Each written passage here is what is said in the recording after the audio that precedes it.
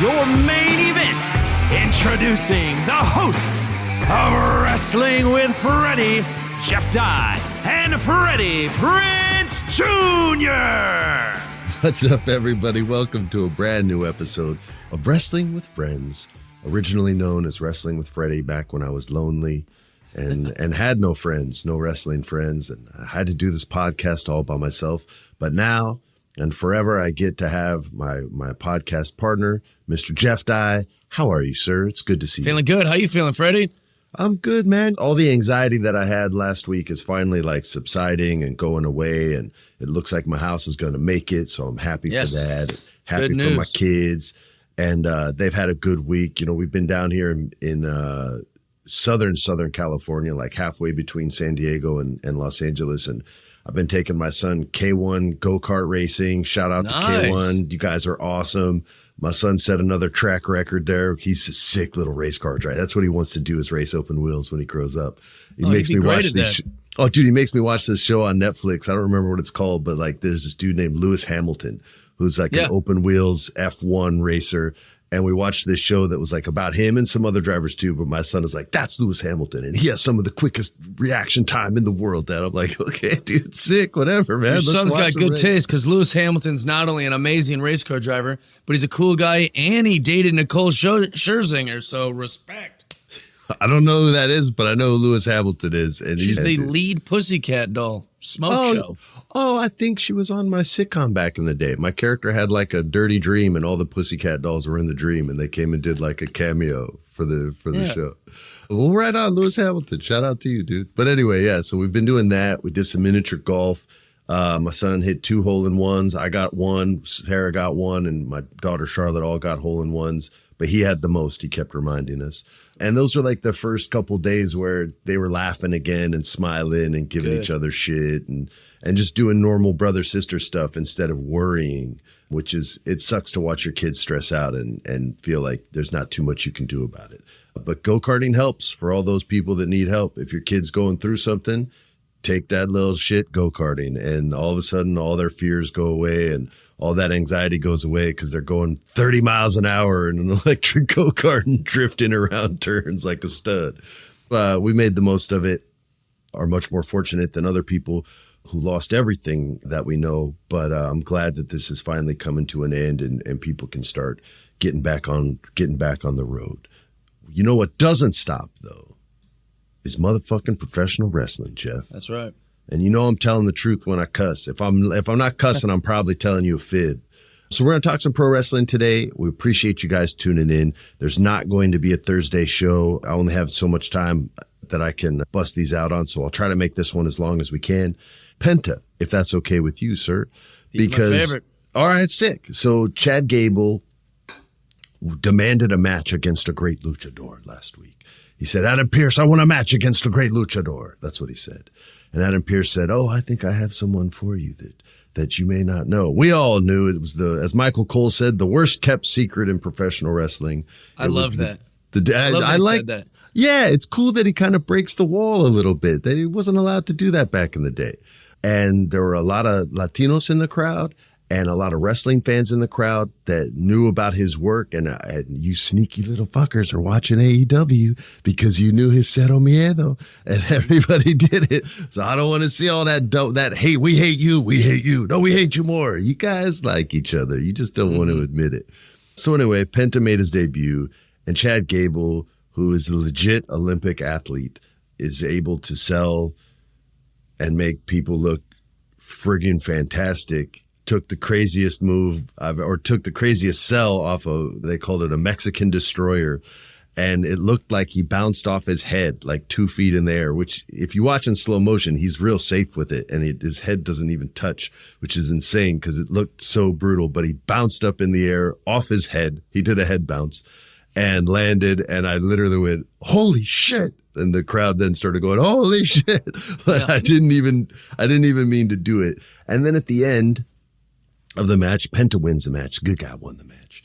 He cut this very emotional promo and thanking the WWE fans and his family and the people who supported him. And then he went full Shinsuke Nakamura. And I love this. and he just started speaking in his native tongue in Spanish. There's tons of Latinos, Spanish speakers that have Netflix, and he just spoke to them for like a minute straight. And I thought it was so cool they allowed him to do that. I think it's so cool they allow Shinsuke to do that, or Shinsuke, sorry for adding the extra syllable. But I really like how global WWE is, and how they're going to have a Dutch person on there one day speaking some crazy Dutch. I don't know if y'all have ever heard Dutch, but that's the freakiest language I've ever heard. And I'll bet they do that one day. But I thought it was so cool. And his look, I know Jeff loves his look, but his look is so unique. And there's nobody out there that talks the way he talks or walks the way he walks. He's got that cool strut that he does when he comes out. Like, everything about him is unique and it feels special. And I really hope and I believe that WWE is going to book him a lot better than AEW did. But he's your favorite, Jeff, and I've taken up all the time. So please, sir, I go love ahead. his look. I think he's all the things I like. He's kind of got a Halloween horror vibe to him. He's a lucha, which I love.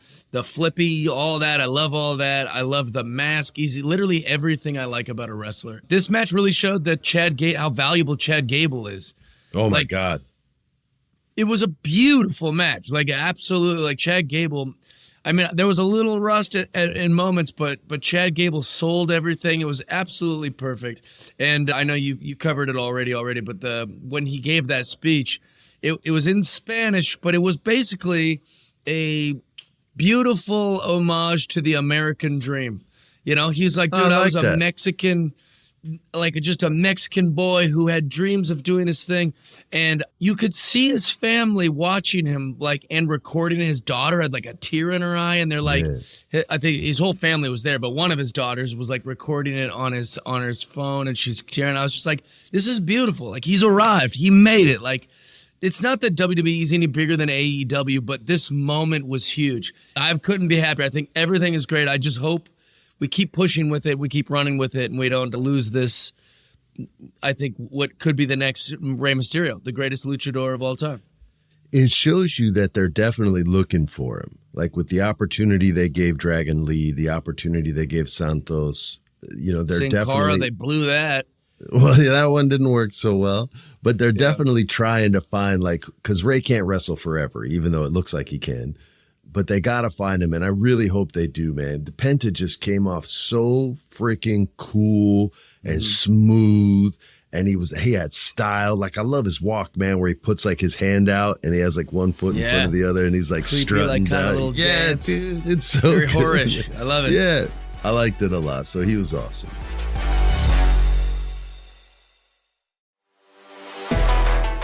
Now, most of you probably prefer CM Punk to Penta. So we'll talk some CM Punk too. He came out and he now has as well declared for the Royal Rumble. So we got John Cena up in there. We got CM Punk up in there. And he came out, he was talking, he does real talk probably better than anybody as far as like connective tissue between him and the audience. But Seth Rollins came out and interrupted him, and CM Punk sold big on that. He's like, son of a bitch, why? He probably didn't cuss, he's straight edge. CM Punk or Seth Rollins came out and he had a legit black eye, dude, and he showed it off. He took the sunglasses off, and it looked like a fighter at the end of a fight when they take their sunglasses off in the post-fight interviews and things like that. And that shit just gets me going, because I'm like, yeah, look how tough he is. Look how badass that looks. And it wasn't like fake makeup. He legit had one. And then he announces himself for the Royal Rumble. And then Drew McIntyre comes out and says, screw both you bitches. I'm the freaking man, and I'm going to be in the Royal Rumble too. Now, the only reason I'm bringing this segment up, this wasn't like a world-moving segment, was because of the story that they can now tell in the Royal Rumble. Because if you remember, everybody, last year, Drew McIntyre was the one that injured CM Punk in the Royal Rumble. He tore his tricep when he put him in that Future Shock DDT holder. Maybe it was a pedigree. It's the setup's the same way. But he jacked up CM Punk and put him on the shelf, and he was glad that he did it. He had that great Scottish accent. I prayed to God I would do it, and I did. And what I see happening, there's no way Drew McIntyre's winning the Royal Rumble, not if CM Punk's in it, and I won't bet against CM Punk ever again. But now you get a cool story where I think CM Punk might try to do the same move to Drew. And that'll like get him in the future shock DDT or the pedigree, whatever is going to be, and smash him and then throw him out of the ring. So keep your eyes open for the story that those two dudes will get to tell, because I think that'll be one of the coolest ones in the Rumble, which is still a long ways away, I know. But I just get excited because Royal Rumble's my favorite pay-per-view in the world. Is it yours favorite too? It's the best, dude. I love a gimmick. It's the most gimmicky pay-per-view you can have. It's fun. They tell so many stories in that match, and they give so many people an opportunity to get over. And so many people do, like everyone from Brock Lesnar to Kofi Kingston, where he just never touches the floor. Like every single time, it was always like, oh, he landed on this guy's fucking head and he danced through the audience and they crowd surfed him back into the ring. Oh my God, he's still in the match. And then he gets thrown out by Brock Lesnar later. But like everybody gets a chance to shine. And I've always loved that show so much. So I'm super excited for it. Then we get a little yeet down because Gunther lays down his challenge and he demands respect for his world title. We all respect you, Gunther. I don't know why you're demanding it. Like everybody loves you. Even the people that hate you respect you. So you don't have to demand it. You can just say, hey, thanks guys. Thanks bros. Thanks for the respect. And then here comes Jey Uso. He's one of my favorites. I remember I was on that podcast that Bully Ray does, and he was asking me who I thought like the biggest star was going to be. And I even said Jey Uso. And this was back when he was like, I think still in the bloodline. And everybody kind of was like, oh, wait, I wasn't expecting that. And look, this dude's promos and his entrances still are getting huge pops and huge results. And everybody loves him. And now Jimmy, we can get into SmackDown later, but Jimmy is now having that similar vibe now that he's healthy. And his promo from backstage I thought was even better than Jay's entrance, because he got everybody so hyped up. But both those guys are doing great fucking work, great crowd work. That's a comedian term and means something different in wrestling. But they're great with the crowd, the interaction. He literally, here's how smart Jey Uso is, and then I'll move on. He literally got rid of the what chant and just replaced it with yeet. And he uses it. And he works moment to moment and sentence to sentence. And instead of yelling what, they're into him and they're yelling yeet. And it gives the audience their opportunity to be a part of the show, which they really want. And it doesn't, in this case, destroy the wrestler's ability to get over. In fact, it actually helped the wrestler get over. And I think that's the first time anyone's ever been able to do that. So I just want to put a little shine on him and show just how smart he is, whether it was intentional or not. I think it was intentional because he waits for it now and they give it to him. But he's mastered the what, and he is now the what's owner. He's the what's daddy, and the what has no power over him anymore. And I think that's the only wrestler besides Stone Cold that can claim that. Anyway, what else about Monday Night Raw? Well, the yeet works. The yeet is good. You know what's not good? The no yeet. That didn't work good. No yeet did not play. No yeet was not. The second I heard it, I rolled my eyes. I was like, God damn it. But yeet works. We like yeet. Yeet is good. We like you're right. No yeet was bad. And look, man, they're not all going to be golden eggs. So anyway, Gunther and Jay are going to fight. That'll be a good fight. Damian Priest and Finn Balor had a crazy-ass street fight. The Judgment Day is falling apart. Finn Balor doesn't respect Liv. Liv doesn't respect Dominic. Everybody's treating Dominic like a piece of shit. He even brought flowers for Liv, and she's like, no, I'm not mad. I did that girl thing that you girls do. No, I'm not mad. I'm just not going to communicate and get even angrier on the inside. And then I'm going to get pissed at you for something dumb later on that has nothing to do with what we're actually pissed off about. You girls shouldn't do that. Back in the day, dude, guys, remember like girls would always, I guess girls still do it. Girls fight emotionally and dudes would just fight physically. And then you would see like a year later, the girls would never be friends with someone they talk shit about, but the dudes who fought would be like best bros and be like, hey, like girls got to just punch each other in the face. It's way easier. We got to get back to those days, Jeff. Simpler times. Much simpler. All right, let's move on. WWE Friday Night SmackDown. Here we go. Rey Mysterio in San Diego, and the crowd goes frigging bananas. Ray goes out there, cuts his promo. He gets an extra 2 points on the promo because he's in his hometown. He's more comfortable, more confident. The crowd loves everything he says. And Kevin Owens comes out. Kevin Owens, who basically has like the best line in wrestling every single week, no matter what. Like, and it's never anything that was written for him. It's always something that he just comes up with. But he came out, and he's so good at being a justified heel. he always has what he feels is a legitimate reason to feel the way he feels. And those feelings are dictating his actions. And those actions are just because of the feelings behind him. And he goes out there and he says, Ray, I respect you. And the crowd's like, wait, we're supposed to hate you, Kevin. And he's like, just hold on, let me finish. You'll hate me, don't worry. And they don't hate him. They like what he's saying. They're agreeing with him. I respect you, and I would love to have a match with you as the WWE champion with my beautiful winged eagle belt that everybody loves. Hard to get mad at the guy when everybody agrees with that belt being the coolest belt. Kevin comes out, and the crowd's even starting to get behind him, and then he starts going on his delusional tangent of how he's the champion, and one day it would be an honor for him to have his dream match against Rey Mysterio as the champ. And Ray F's up, you guys, and he goes, my man, I don't know if you know this, but I'm not trying to hurt your feelings here. He even says, all due respect, you're not the champ. Cody's the champ.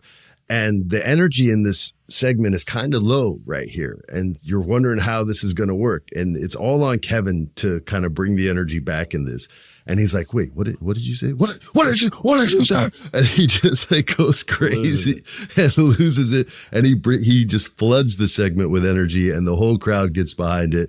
And then they're going to have some beef, and he's going to hit him with the belt. He misses. Ray gets him in the position for the 619, one of Jeff's favorite finishers.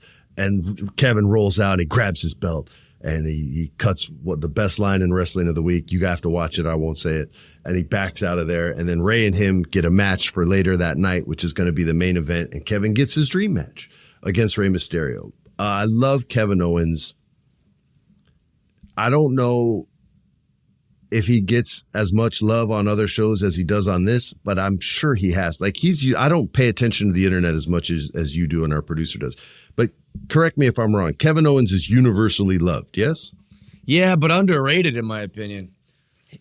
Okay, so it's not just me. I totally Real underrated. wrestling fans give him all his flowers, but I feel like this, like the second layer, like whatever that second layer or third layer or fourth layer of wrestling fans, they all just want to see the big shiny star. Cody Rhodes this, CM Punk that. I feel like Kevin is almost forgot a lot of the time. Oh, they're fucking what up. I see. They're fucking up. That's how I feel about it. I feel like he's underrated.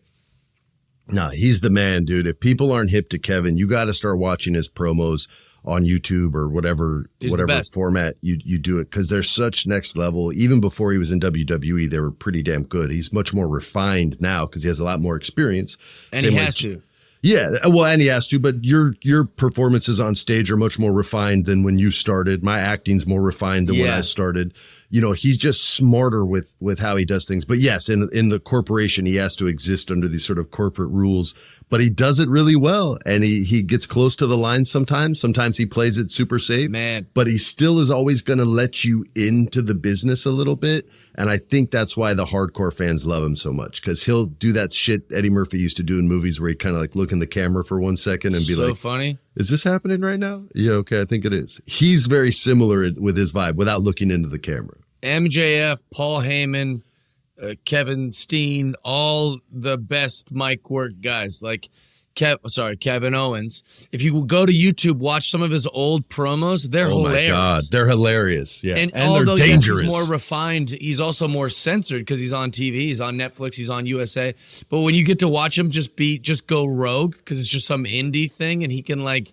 It's insane how funny he is. It's all improv, and it's just a free flowing state. It's like listening to a freestyle rapper, just kind of hear a beat and go off, and it's not something they planned. They just kind of had a direction they wanted to go. Hey, he's talking about sucking dicks, and he goes, and these boys don't do that because they're good boys. But I know I'm a piece of shit. And I like him because he's a piece of shit. And he's just like, it's. I knew you were going to bring up this promo the moment I mentioned Kevin Owens, by the way. It's everybody's the greatest favorite promo of all time. It's everybody's favorite Kevin Owens. I sold 60 shirts tonight, but I should have sold 100. It's amazing. I mean, he's amazing. Blames the crowd for his lack of sales. No, it's great. Also, he takes like a little moment. He goes, I sold 60 shirts tonight. That's pretty good. It's pretty good. I mean, that's pretty good. But I should have sold 100. That's the greatest. It's so good. How are you liking WWE on Netflix, by the way? I was supposed to ask you that earlier, but I forgot. I think it's great. I don't know. I don't know how you could do better than the best. You know, so like sometimes it feels like you got Raw, SmackDown, Raw, SmackDown, Raw, SmackDown, and then this amazing pay-per-view. Well, if they're pulling out all the stops for these Raws and SmackDowns, it's going to be hard to like, they're definitely elevating their game, but they're putting themselves in an interesting position because these Raws feel like pay-per-view level of effort. And so I'm happy about it. All wrestling fans should be happy about it. It's been really, really good. It'll be interesting to see how it sustains. Yeah, that will be interesting. I think Royal Rumble will sustain just fine because it is such a gimmick-driven pay-per-view, and they don't do things like that on a weekly basis where you have this one epic match with 40, well, it used to be 30, but with 40 professional wrestlers all going for, one kind of thing. So that should hold up. But I wonder if with the other ones that aren't like Hell in a Cell, the ones that are, heavily gimmicked, I wonder if that'll affect it, if it'll just feel like a Monday Night Raw. That's an interesting speculation, sir. Yeah, but it's good. It's a good problem to have that they're just giving us such great wrestling that I'm worried if it's gonna. We're in a good place. I don't know what to say about AEW, bro. I mean, the matches are really cool, but there's not a lot of stories going on right now outside of MJF and Jeff Jarrett. Well, let's talk about that promo. I don't know if that's called a promo. With those two going back and forth promos, arguing what. I think it's really hard to hang with MJF if you're not ready to go with MJF. I think he's so good on the mic that even though he's selling your stuff, if you're not real sharp with it, it's just he's going to look like he's going 1,000,000 miles an hour and you're going to look like your car doesn't go that fast. So I thought it was tough. Jeff Jarrett had moments where he slung him with a couple, but it took longer for him to cut MJF than it takes MJF to cut him. And so to me, and maybe it was supposed to be like that. And maybe MJF was supposed to win that argument. But to me, it's really hard to compete with him. Like CM Punk can do it. Adam Cole did it. Will Ospreay did it. He's had guys that could go back and forth with him, but not everyone is at that. And that's okay. And not everyone has to be a 10 on the microphone. But it's just tough when he's cutting you to pieces and your cuts aren't as deep. So that's what I would say about that. I don't want to dump on it. What are the rules of wrestling as a writer, as a guy who's been in the business? When MJF was delivering his insults and opinions and digs, which I love that he called them slap nuts, made me so happy. That was popped great. So hard when he goes, that was great. Slap nuts. He didn't make a meal of it. He just popped it in there, which I thought was great. What are the rules? Because Double J just started laughing. He kept just laughing while MJF was doing his thing, kind of like, this is stupid. It was very dismissive kind of laughing. But is there some sort of rule for the babyface to how he's supposed to listen to the insults? Well, I mean, the heel is supposed to sell the insults and the babyface should let him bounce off. So in that regard, I think Jeff Jarrett's in the right. He's trying to allow these bullets to bounce off whatever armor he's built up over the years, which we would imagine would be pretty thick because he's been in the game longer than just about anybody. And MJF, you would see him sell big when Jeff Jarrett would talk about his mom and his dad, and that's he's like, oh my God, how could you even say that? Oh, you son of a bitch. Yeah. So I thought in that regard, they did their jobs. I just think it's tough. You'll see movies with really special actors. And here's a better way to do it. And I know you did last summer. I had the least experience of all four of us. And so there were scenes that I watch in retrospect and studying it and seeing where I could improve, where I'm like, man, you can tell they're all better than me. And I hated that. So I worked really hard at my craft so that I could catch up. And I think sometimes if you're not as strong as the other person on the mic, it doesn't always come off as a shine. You know what I mean? They just come off as that much better than you. And that's a risk that you have to take as an artist. And sometimes it works out. And sometimes, it looks a little like, okay, he's not as good as so-and-so. I don't want to throw any actors under the bus. So I'll just throw myself under the bus. But that's how I felt on I Know What You Did. I was like, man, they've all been doing this since they were kids. And I've been doing this for 3.5 weeks. How am I going to pull this off? And there were scenes where I just didn't. And so I busted my ass to make sure that didn't happen again. And it's, it took it's been a lifetime of work to to improve and constantly try and get better. It felt like that for me too, and I actually liked all the little insults, not just because they were funny, but I feel like they're pretty accurate. He's like, that's the last face you see before a wrestling company dies. That was a great line, by the way. That was a great line. He, like I said, he did the slap nuts thing, which I appreciated. I love that he went after his wife. I thought that was all great. And then the Owen Hart moment felt like the big crescendo of like the insult of all insults. And then like it felt kind of real. I know it wasn't. I know that he wouldn't have been able to do it without getting the approval of Double J, I'm sure. MJF awesome. is the best on the mic. Like he's just really, really sick, and his brain is built to talk shit in professional wrestling. He was not meant to be a fucking finance manager. He wasn't built for construction. Although he's a buff dude, he was built to be a professional wrestler, and he found his calling. And all of you need to find your calling too.